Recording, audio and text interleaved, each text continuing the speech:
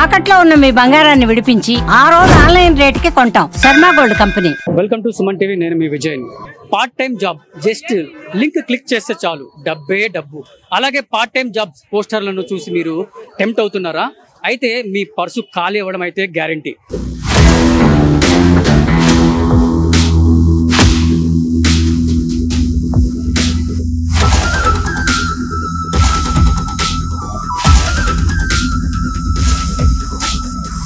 Part time job, work from home, simple work, లక్షల్లో income, చేతిలో mobile ఉంటే చాలు, ఇక డబ్బే డబ్బు. ఇక మరెందుకు ఆలస్యం, మాకు కాల్ చేయండి అంటూ లక్షలు సంపాదించండి అంటూ ఇలాంటి వాల్ పోస్టర్స్ అయితే కానీ, మనం ఇలాంటి మెసేజ్లు అయితే కానీ మనం చూస్తూనే ఉంటాం నిత్యం.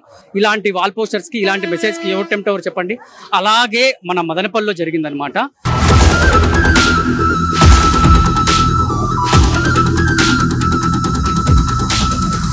హండ్రెడ్ పేపర్ రాస్తే 5,000 ఇస్తారన్నారు. పేపర్ లో వచ్చి జాయిన్ అయినారు. ఇంకోటి పిలుచుకుని వస్తే మీకు పేరుగా మీకు 1000 రూపాయలు మేము ఇస్తాము అని చెప్తారు. వాళ్ళు కరెక్ట్ గా రాసుకొని వస్తే ఒక ఫారానికి వచ్చి 50 రూపాయలు ఇస్తామన్నారు. సార్ మా దగ్గర డబ్బు కూడా ఇస్తుంటే మేము పట్టు కథలు సార్ ఇక్కడ నుంచి. మనం 3000 రూపాయలు కడితే మన భవిష్యత్తు బాగుంటది, ఎక్కువ డబ్బులు వస్తాయని చెప్పి నమ్మి ఒకరు తెలుసు ఒకడు, ఒకరు తెలుసు ఒకడు.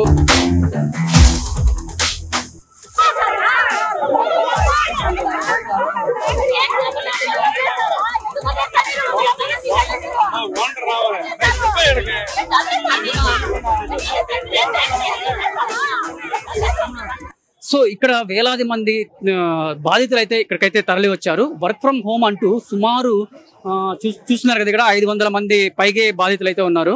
సో వర్క్ ఫ్రమ్ హోమ్ అంటూ సుమారు 100 మంది ప్రజలను మోసం చేశారు కేటుగాళ్ళు. అసలు జనాలు ఏ విషయంలో టెంప్ట్ అవుతారో దాన్నే ఆయుధంగా మలుచుకుంటున్నారు మోసగాళ్ళు.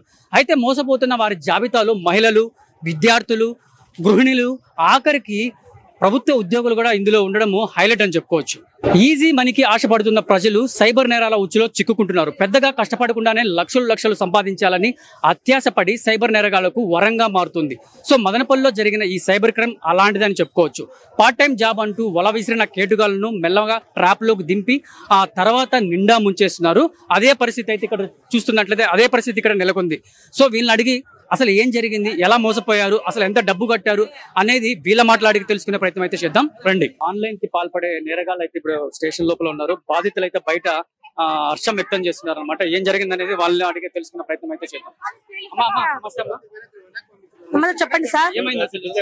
వాళ్ళు వచ్చి ఇట్లా 3,550 రూపీస్ తీసుకుంటున్నారు సార్. 20 రూపీస్ 100 పేపర్ రాస్తే 5,000 ఇస్తారన్నారు. పేపర్ లో వచ్చి 1, 2, 3 పార్ట్ ఉంటే రిజెక్ట్ చేస్తాము, 10 రూపాయలు ఇస్తారన్నారు వాళ్ళు. అసలు మీరు ఏ విధంగా డబ్బు కట్టారమ్మా? మేము వచ్చి వేరే వాళ్ళు చేరినారు. ఏం చేరినారు, మీకు ఏం చెప్పినారు? వాళ్ళు వచ్చి ఇంత అమౌంట్ 100 పేపర్ రాస్తే 5,000 ఇస్తారన్నారు. ఆల్మోస్ట్ దీంట్లో వచ్చి ఒకటన్నా ఫాల్ట్ ఉంటే, 1కి 3 ఫాల్ట్ ఉంటే రిజెక్ట్ చేసి 10 రూపాయలు ఇస్తా అన్నారు. సరే ఓకే, మీ గురించి మేము కూడా ఆలోచిస్తాము. న్యాయం అంటే 10 పేపర్ల కన్నా 10 రూపాయలు ఇవ్వాలి కదా. వీళ్ళు 100 పేపర్ లో సరిగా 90 పేపర్స్ అన్నా ఉంటాయి కదా, 4,000 ఇవ్వాలి కదా. 100 పేపర్స్ కరెక్ట్ గా రాసుకొని పోతే 400 ఇస్తారు వాళ్ళు. ఎట్లా అది న్యాయం అంటే? చెప్పారా మీకు? 7 days డేటా వర్క్ అని చెప్పినారా అంటున్నా? అంటే అర్థం కాదు. ఎంత చదివి ఉండాలి అవన్నీ అడిగినారా మిమ్మల్ని? ఏం అడిగలే వాళ్ళు. మాకి ఫాల్ట్ రాకూడదు అన్నారు. నంబరు 1కి 3 ఫాల్ట్ వస్తే రిజెక్ట్ చేసి 10 రూపాయలు ఇస్తారన్నారు. 10 పేపర్లు ఇస్తే మాకు 100 రూపాయలుగా రావాలి కదా, అది కూడా లేదంట. 50 పేపర్ రాసుకుంటే 400 ఇచ్చారు కరెక్ట్ గా. 3,000 3,000 120 రూపాయలు కట్టినాం మేము.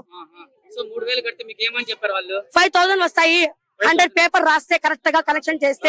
మీరు 50 పేపర్స్ రాసినాం మేము. వేరే వాళ్ళు కూడా 100 పేపర్ రాసినారంట. వాళ్ళకి 400 ఇచ్చినారంట. ఎన్ని రోజులు అయిందమ్మా ఇది మీరు కట్టి? వారం రోజు కట్టినా. మీరు సో మీరు పని చేసి అతనికి ఇచ్చారా? ఏమన్నాడు ఆయన? దాంట్లో కరెక్షన్ ఉండే పేపర్ తీసుకొని లేని దానికంతా పారేసి 500 ఇచ్చినారు సార్ మాకి. 500 ఇచ్చారు అంటే ఏం తప్పులని చెప్పారు అక్కడ దాంట్లో? ఇది దీంట్లో రుద్దేసినాము, వాళ్ళు ఏం చెప్పారు రుద్దిన దాన్ని కూడా 10 రూపాయలు ఇస్తున్నారు. ఆ 10 రూపాయలు కూడా మాకు ఇలా వాళ్ళు. సో మీకు ఎట్లా వచ్చింది డౌట్? ఏం జరుగుతుంది ఇక్కడ మోసం? అంటే ఈ రోజు కలెక్షన్ వస్తే వాళ్ళు అన్నారనమాట. ఏమన్నారు? కంప్లైంట్ చేసినారన్నా. చెప్పండి మీరు ఎలా జాయిన్ అయినారు దీంట్లో? మాకు పక్కన వాళ్ళు చెప్తే జాయిన్ అయినాము. ఏ విధంగా చెప్పారు మీరు పక్కన వాళ్ళు? ఇలానే సేమ్ ఇట్లా అమౌంట్ కట్టి రాసి ఆ డబ్బులు ఇస్తామన్నారు. మళ్ళీ మాలో ఒకరు వచ్చి ఒక పోలీసులు కంప్లైంట్ చేసి వాళ్ళు వచ్చినారు అక్కడికి. ఇలా వాళ్ళు పిలుచుకొని వచ్చి ఇక్కడ మొత్తం మార్నింగ్ నుంచి ఇక్కడ బయటే ఉన్నాము. వాళ్ళు అక్కడ లోపల కూర్చోబెట్టి బయట నుంచి వాళ్ళకి బిస్కెట్స్ అవన్నీ సర్వ్ చేస్తా కూర్చున్నారు. సెకండ్ వీక్ దన్నా ఇలా రాయమంటారు. సెకండ్ అంటే మీరు వేరే వాళ్ళు చెప్పడం వల్ల మీరు జాయిన్ అయ్యారు? జాయిన్ అయ్యిండేది మేము వైల్పాడ్ నుంచి వచ్చాము. వీధోళ్ళం సార్ మేమైతే. ఇంట్లో లేడీస్ ఉండే వాళ్ళకి 5,000 వారానికి వస్తుంది అని చెప్పేసరికి మేము వచ్చి చేరినాం సార్. దీంట్లో మేము కూడా యూట్యూబ్ పని చేసే వాళ్ళమే సార్. మేము ముస్లింస్ ఇంట్లో ఖాళీగా ఉండాలని చెప్పి 5,000 మాకు ఇస్తామని చెప్పి మాకు ఈ దీంట్లో మాకు జాకెట్ మాకు ఇచ్చేసినారు సార్. అంటే వాళ్ళు ఏ విధంగా మిమ్మల్ని మభ్యపెట్టారు సార్? వాళ్ళు ఏం చెప్పారంటే మీరు ఇప్పుడు జాయిన్ అయినారు, ఇంకోటి పిలుచుకుని వస్తే మీకు రఫేర్ గా మీకు 1000 రూపాయలు మేము ఇస్తాము అని చెప్పినారు సార్. వాళ్ళు వచ్చి ఇట్లా 1, 2, 3 రాయండి, మీరు రాస్తే మీకు వారానికి 5,000 ఇస్తాము అని చెప్పారు. ఇప్పుడు మేమంతా ఖాళీగా ఉన్నాం కదా ఇంట్లో. పనులు అయిపోయినాక మా మగోళ్ళు ఏదో ఒక కూలీ నాలి చేసుకొని ఏదో ఒకటి తీసుకొని వస్తారు. ఇది రాయడం వల్ల మాకు కూడా మా కుటుంబము ఏమైనా ఏదో సమస్య వల్ల జరుగుతుంది అనేసి మేము దీంట్లో చేరినాం సార్. మీరు ఎంత మందిని జాయిన్ చేయించారు దీంట్లో? అవును సార్. బోనస్ ఎంత మందిని జాయిన్ చేయించారు దీంట్లో? దీంట్లో వచ్చి సుమారుగా 200, 300 మంది ఉన్నారు సార్. ఒక్కొక్కరు ఎంత కట్టారమ్మా అమౌంట్? ఒక్కొక్కరు వచ్చి 3,120 రూపాయలు కట్టాం సార్. 3,120 రూపాయలు కట్టినప్పుడు మీకు ఏమని చెప్పాడు ఆయన? వాళ్ళు ఏం చెప్పారంటే మీరు ఇలా రాసుకొని రాండి, మీకు వారానికి 5,000 మేము ఇస్తాము అన్నారు. ఇచ్చారా? మీరు రాసుకొని పోయిన తర్వాత ఇంతవరకు మాకు ఇవ్వలేదు. ఏం చెప్పారు? ఏం చెప్పారు? ఇప్పుడు ఏమంటున్నారంటే ఇది అంతా ఫేక్, మేము 1 రూపాయి కూడా ఇవ్వము. ఫేక్ అని ఎవరు చెప్పారు? వాళ్ళే చెప్తున్నారు వాళ్ళే చెప్పారు. లోపల పోయి కూర్చున్నారు. మేము ఎలా సార్ బతకాలి? మాకు 3,000 అంటే ఎంత పెద్ద అమౌంట్ తెలుసా సార్? మేము ఎంతో అప్పు చేసి ఇంట్లో బియ్యం కాడి నుంచి మేము అమ్ముకొని మేము తీసుకుని వచ్చి దీంట్లో పెట్టాం సార్. మేమైతే మా మొగలకు మేము ఏం సమాధానం చెప్పండి సార్. అంటే మిమ్మల్ని కూడా మేము అడుగుతున్నామ్మా, అవును సార్. ఇలాంటి సింపుల్ వర్క్ మీరు ఎట్లా ఒప్పుకున్నారు? మీరు సార్ మా ఊర్లో చాలా వచ్చాయి కదా, మీరు ఎలా ఒప్పుకున్నారు? మీరు ఇంతకు ముందు మేము ఎప్పుడు వినిలేదు సార్. ఇది మా ఊర్లో 4-5 మంది చేశారు. 5 నెలలు చేసిన తర్వాత వాళ్ళకి అమౌంట్ వచ్చింది సార్. వచ్చినాక ఇంకా వాళ్ళకి వస్తుంది కదా, మనం కూడా ఏదో చిన్నదిగా చేసుకున్నాము. ఇంట్లో మనకి నమాజ్ అదంతా అయిపోయిన తర్వాత ఖాళీ టైంలో మేము చేసుకుందాం అని చెప్పి తీసుకున్నాం సార్. ఓకే ఓకే మీరు చెప్పండి, అసలు మీరు ఏ విధంగా మోసపోయారు? ఇది ఇప్పుడు ఈ ఫైల్ ఇచ్చినారు సార్ మాకు. ఫస్ట్ మీరు ఎట్లా జాయిన్ అయినారో ఎవరు చెప్పినారు అక్కడి నుంచి చెప్పండి. ఫస్ట్ సార్ ఒక 3 నెలల నుంచి ఇది నడుస్తుందంట. అది కదిరి మెయిన్ రోడ్ లోనే నడుస్తుంది. ఈ రోజు వేరే వాళ్ళు కంప్లైంట్ ఇచ్చింటే పోలీసు వాళ్ళు వచ్చినారు. 3 నెలల నుంచి జరుగుతా ఉంటే పోలీసు వాళ్ళు. అలా కాదు, మీరు ఫస్ట్ ఎలా జాయిన్ అయినారు? అంటే వాల్ పోస్ట్ చూసారా, కాల్ చేశారా, ఎవరైనా చెప్పారా? మా ఊర్లో ఒక మనిషి వచ్చేసి 2 వారాల నుంచి చేసినారు సార్. వాళ్ళకు 1 వారం అమౌంట్ వచ్చింది. అంటే ఆ అమౌంట్ గానీ వాళ్ళు కరెక్ట్ గా రాసుకొని వస్తే ఒక ఫారానికి వచ్చి 50 రూపాయలు ఇస్తామన్నారు. మళ్ళా దాంట్లో చాలా తప్పులు చూపించి ఫారానికి 10 రూపాయలు గానీ ఇవ్వలేదు. అప్పుడు ఒకరికి అమౌంట్ తగ్గిపోయిన తర్వాత ఎవరో ఒకరు పోయి కంప్లైంట్ ఇచ్చినారు. కంప్లైంట్ ఇచ్చిన తర్వాత సార్ వాళ్ళు అక్కడికి వచ్చినారు. ఈ సమస్య వచ్చేసి 3 నెలల నుంచి నడుస్తుంది. అంతవరకు వాళ్ళు అక్కడ ఏం చూసలేదు. అది మెయిన్ రోడ్ లోనే ఉంది. అది మెయిన్ రోడ్ లో కట్టుకుంటా ఉన్నా కానీ ఈ రోజు ఎవరో వాళ్ళు కంప్లైంట్ ఇచ్చింటే పోలీసు వాళ్ళు వచ్చినారు. అంటే ఇది పర్మిషన్ లేక పెట్టినారు అని చెప్పి మాకు తెలియదు. ఇంకా వేరే వాళ్ళు కానీ ముందు 2 వారాల నుంచి డబ్బులు తీసుకుంటా ఉన్నారు కాబట్టి మేము కానీ ఇంకా అది నమ్మకమే అని చెప్పి మేము కట్టినాం.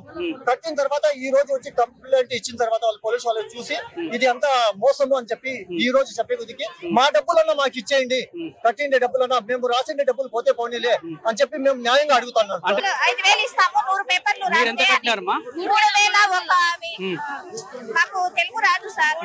ఈ పేపర్ మాకు మెయిన్ ఏంటంటే ఈ పేపర్ మాకు చూపించలేదు. ఇట్లా వచ్చి ఇస్తున్నారు. ఇది తప్పుగా ఉంది సార్. ఇది అస్సలు రాయలేము. ఇది ఇట్లా రాయమని చెప్పినారు. దేంట్లో రాయమన్నారు దీన్ని? ఇది ఒక్కొక్క లైన్ 10 పేపర్ల కంటే సార్ ఇది ఫస్ట్ వచ్చి ఇది రాయమన్నారు సార్. ఇది అయిపోయిన తర్వాత ఈజీగానే ఉంది సార్. ఇది ఇచ్చినారు. ఒక్క పేపర్ కూడా రాయలేదు. పోతే కూడా రిజెక్ట్ అంట. వాళ్ళు ఏం చెప్తారు? ఒక్క పేపర్ 10 రూపాయలు ఇస్తారు వాళ్ళు మాకు. ఒక్క పేపర్ 2 గంటలు అవుతుంది సార్. ఒక్క పేపర్ 2 గంటలు. సరే ఇప్పుడు మోసపోయారని మీకు ఎట్లా తెలిసిందమ్మా? వేరే దగ్గర నుంచి తెలిసింది. చెప్పండి ఎట్లా తెలిసింది? వేరే వాళ్ళు ఫోన్ చేసి చెప్పినారు సార్. ఏమని చెప్పినారు? ఫ్రాడ్ అని చెప్పినారంట. మీకు ఎట్లా తెలిసింది? అది ఇస్తాడేమో ఒక మీరు ఉన్నారా, వెయిట్ చేసినారా ఇచ్చేంత వరకు?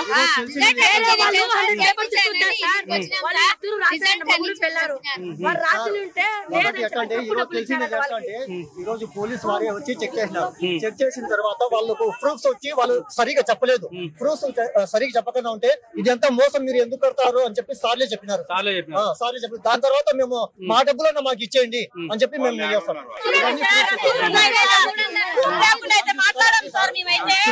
ఈ రోజు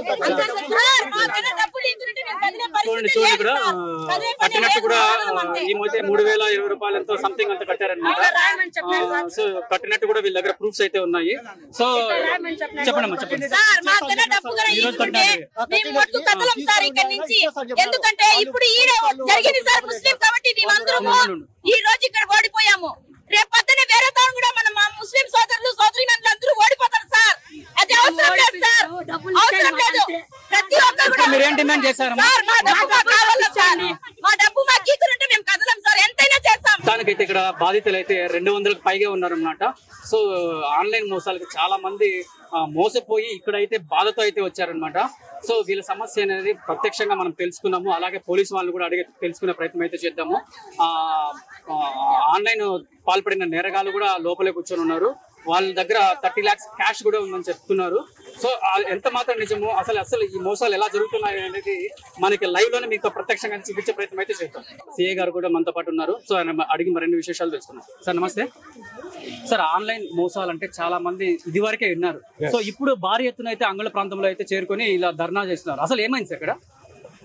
బెంగళూరు నుంచి ఒక విజయ్ కుమార్ అనే ఒక ఆయన ఇక్కడ ఒక హౌస్ కింద షాప్స్ 50,000 రూపాయలు రెంట్కి తీసుకుని ఒక ఫేక్ సొల్యూషన్ డేటా సెంటర్ అని పెట్టి ఒక 6 మంది లేడీస్ 2 జెంట్స్ 8 మందిని అపాయింట్మెంట్ చేసుకున్నాడు. 8 మందికి ఏ రోజుకి ఆ రోజు శాలరీ. ఒక రోజుకి మార్నింగ్ 10 గంటలకు వచ్చి సాయంత్రం వెళ్ళిపోతే ఒక మనిషికి 350 రూపాయలు ఇస్తారని చెప్పేసి మా ప్రాథమిక విచారణ తెలిసింది. ఆ విధంగా ఈ చుట్టుపక్కల ఉన్నటువంటి వాళ్ళు కొంచెం ఎడ్యుకేషన్ తక్కువ అయ్యి మధ్యతరగతి వాళ్ళు ఉండి ఈ డబ్బులు మనం 3,000 రూపాయలు కడితే మన భవిష్యత్తు బాగుంటది, ఎక్కువ డబ్బులు వస్తాయని చెప్పి నమ్మి ఒకళ్ళు తెలుసు ఒకడు ఈ చుట్టుపక్కల ప్రాంతాల వాళ్ళందరూ ఇప్పుడు మా దృష్టికి వచ్చి 150 మంది వచ్చారు, ఇంకా ఉన్నారని చెప్తున్నారు. ఆ కొండకొని దర్యాప్తు చేస్తున్నాం. అతను సెల్ ఫోన్ తీసుకున్నాం, డీటెయిల్స్ కలెక్ట్ చేస్తున్నాం. వాళ్ళ పంచాయతీ వాళ్ళు సర్టిఫికేట్ ఇచ్చారని చెప్తున్నారు. మా దగ్గర డూప్లికేట్ సర్టిఫికేట్ ఒకటి లభ్యమైంది. ఇది పంచాయతీ వాళ్ళ దగ్గరికి వెళ్ళి ఇది ఎప్పుడు సర్టిఫికేట్ ఇచ్చారు, ఎలాగ ఇచ్చారు, దీనికి కానీ ఎవిడెన్స్ ప్రూఫ్ తీసుకున్నారా అన్న కోణంలో చూసి మాకు తెలిసినటువంటిది అక్కడ QR కోడ్ పెట్టి QR కోడ్ డబ్బు పంపిస్తున్నారని చెప్పేసి వీళ్ళ దగ్గర తాత్కాలికంగా పనిచేస్తున్నటువంటి ఎంప్లాయీస్ మాకు చెప్పడం జరిగింది. అధికార నోటీసులో పెట్టి సెల్కి ఆ నెంబర్కి ఏదైతే అటాచ్మెంట్ బ్యాంక్ అకౌంట్ ఉందో అది ట్రేస్ చేసి దాంట్లో ఎంత డబ్బు ఉంది, ఎంతమంది అని ఆ ప్రకారం అధికార నోటీసులు పెట్టి చట్టపరంగా చర్య తీసుకుని మా దృష్టికి ఎవరైతే బాధితులు వచ్చారో వాళ్ళందరికీ సాధ్యం న్యాయం చేస్తాం. ఇంకొక మీ ద్వారా తెలియపరిచేది, ఇప్పుడు ఇమీడియట్ గా రాకపోయినా రేపు 10 గంటల లోపు అంగళ్ళలో ఓపీ కాడికి వచ్చి వాళ్ళు అర్జీ రాసి వాళ్ళు ఏదైతే 3,000 రూపాయలు కట్టించుకున్నప్పుడు వీళ్ళకి ఏదైతే ఆధారాలు చూపించారో ఆ ఆధారం మాకు ఎన్క్లోజ్ చేసి ఇచ్చినట్టయితే మా సాయశక్తిలో కృషి చేసి చట్టపరంగా చర్య తీసుకుంటాం. సార్ అలాగే ఇప్పుడు వచ్చిన బాధితులకి మీరు ఎలాంటి భరోసా ఇస్తారు సార్? ఇప్పుడు కేసు రీచ్ చేస్తున్నాం. ఇది అధికార నోటీస్ లో పెట్టాము. దీని ఒరిజినల్ ఓనర్ బెంగళూరు అని తెలిసింది. ఒక టీం బెంగళూరు పోతారో పోయి అతను తీసుకొచ్చి విచారించి ఇతని బ్యాంక్ అకౌంట్స్ ఎన్ని ఉన్నాయి, ఎక్కడ ఉన్నాయి, ఈ అసెట్స్ ఏమున్నాయి అని చూసి ఆ ప్రకారం ఆఫీసర్ నోటీసులు పెట్టి అధికారులు తెలియపరిచి లీగల్ గా చట్టపరంగా వీళ్ళకి ఏదైతే న్యాయం చేయాలో ఆ విధంగా న్యాయం చేస్తాం. సార్ అలాగే చూసుకున్నట్టయితే ఈ సైబర్ నేరగాళ్ళు అనే వాళ్ళు ఈ మిడ్స్ అంటే ఇక్కడ అంగళ్ళ ప్రాంతంలో అయితే చాలా మంది విద్యార్థులు ఉండే ప్రాంతం ఇది. సో వీళ్ళని టార్గెట్ చేయకుండా గృహిణులు మాత్రమే ఎందుకు టార్గెట్ చేశారు అంటే ఇది అబ్సల్యూట్లీ మనోళ్ళదే తప్పు అంటా నేను ఏకస్వామ్యంగా. ఇప్పుడు అక్కడ ఉన్నటువంటి ఒక లేడీ ఒక 3,000 రూపాయలు కడితే పక్కింటి వాళ్ళు తెలిసి వాళ్ళు 6 మంది కట్టినటువంటిది మా దృష్టికి వచ్చింది. ఇప్పుడే ఇది ఏమి లేదు, ఒకళ్ళు కడుతున్నారని ఒకళ్ళు కడుతున్నారని ఒకళ్ళు ఈ డబ్బుల వల్ల మన కుటుంబాలు బాగుపడతాయనే ఉద్దేశంతో కట్టారు తప్ప మన కట్టిన 3,000 రూపాయలు నాశనం అయితే మన బతుకం ఏమవుద్ది అనేటువంటి దూర ఆలోచన లేకుండా కట్టడం వల్ల వీళ్ళంతా బాధపడుతున్నారు. కేసు రీచ్ చేస్తున్నాం, చట్టపరంగా చర్య తీసుకుంటాం. అందరికీ మీ మూలంగా తెలియజేయండి ఏమనగా, మీ ఇంట్లో అందరూ ఈ రోజులు ప్రతి ఇంట్లో చదువుకున్న వాళ్ళు ఉన్నారు, సామాన్యంగా మోసపోవద్దు. మీకేమైనా వాట్సాప్ లో మెసేజ్ గట్రా వచ్చినట్టయితే వాటిని ఓపెన్ చేయొద్దు.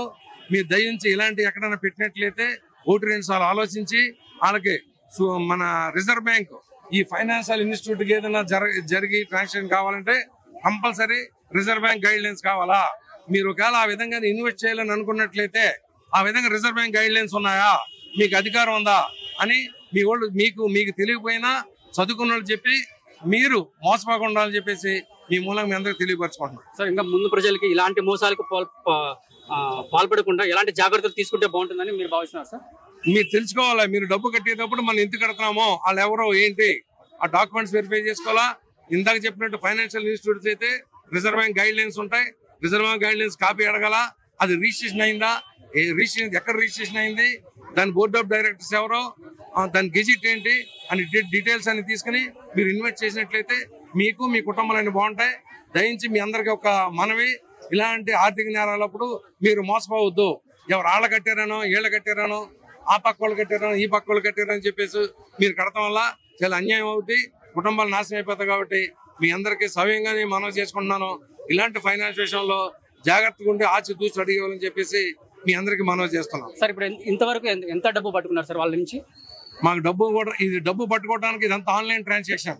వాళ్ళకి ఒక 10,000 రూపాయలు ముగ్గురు కలిసి 9,000 రూపాయలు కానీ కట్టినట్టయితే వాళ్ళ ఖర్చుల నిమిత్తం 500 రూపాయలు పెట్టుకుని గతం 8,500 రూపాయలు వాళ్ళ హెడ్ ఆఫీస్ బెంగళూరు ఉందని చెప్పేసి అక్కడ ఆఫీస్ లో ఉన్నటువంటి క్యూఆర్ కోడ్ ద్వారా ఆఫీస్ పంపించడం జరిగింది. ఆ క్యూఆర్ కోడ్ ఏ బ్యాంకు ఏంటి అని అనలైజ్ చేసి చట్టపరంగా చర్య తీసుకుంటాం. Okay sir, thank you.